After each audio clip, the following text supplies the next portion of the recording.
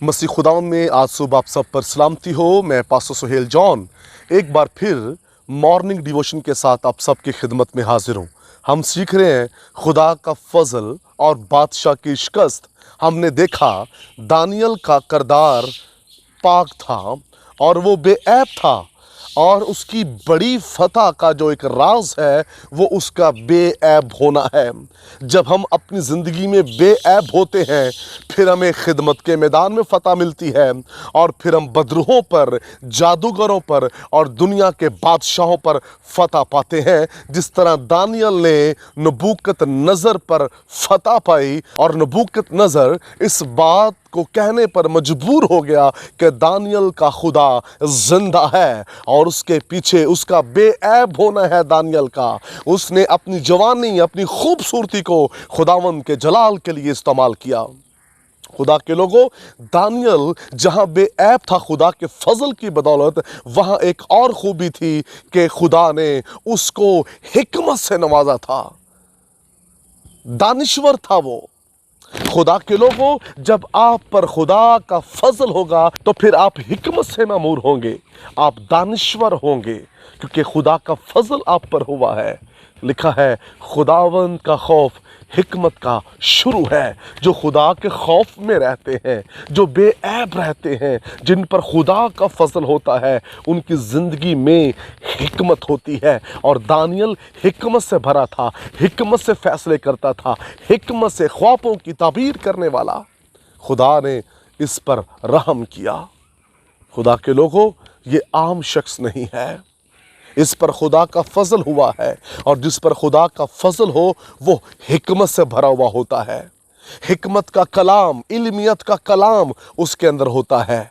Daniel के अंदर हिकमत का कलाम था, इल्मियत का कलाम था, दानिश्वर था, और उसके वसीला से वो बादशाह पर गालिब आया। खुदा का जब फजल होता है तो फिर आप हिकमत वाली बातें करते हैं। सुलेमान पर जब खुदा का फजल हुआ तो वो हिकमत की बातें करता था। उस जैसा दानिश्वर कोई शख्स नहीं था, उस जैसा हिकमत वाला कोई शख्स नहीं था। लिखा है सबा की मलका ने उसकी हिकमत के चर्चे सुनकर वो उसके पास आई ताकि वो उससे सवाल कर सके। खुदा के लोगों, जब आप पर फजल होगा तो फिर खुदा की हिकमत से आप मामूर होंगे, और आप हिकमत से लोगों को जीतेंगे, आप हिकमत से गालिब आएंगे, आप हिकमत के साथ चलेंगे। खुदा का फजल हमें हिकमत से मामूर कर देता है। हिकमत, इल्म उस वक्त हमें मिलता है जब खुदा का फजल हमारी ज़िंदगी पर होता है। अगर आज हम कहते हैं हम पर खुदा का फजल है, और अगर हिकमत हमारे अंदर नहीं है, हम दानिश्वर नहीं हैं, तो फिर कैसा फजल और किस फजल की आप बात कर रहे हैं? जिस पर फजल हुआ वो हिकमत वाला बन गया, वो इल्म से मामूर हो गया, वो दानिश्वर बन गया। जब पतरस पर खुदा का फजल हुआ तो वो हिकमत के कलाम, इल्मियत के कलाम से भर गया, और उसके वाज करने से लोग बदलते थे। जब उस पर खुदा का फजल हुआ, जहां से वो गुजरता था मौजज़ात होते थे और लोगों की जिंदगियां तब्दील होती थीं। खुदा का फजल जिस शख्स पर होता है वो आम से ख़ास बन जाता है। जिस पर खुदा का फजल होता है खुदा उसे खाक से उठाता और बादशाहों के साथ तख्त पर बैठा देता है। नबूकदनेस्सर ने दानियल के आगे घुटने टेक दिए। कलाम खुदाबंदी के अंदर लिखा है वो झुका उसके आगे और कहने लगा दानियल का खुदा जिंदा है। खुदा के लोगों, ऐसे ही आपके खुदा की लोग परस्तश नहीं करेंगे।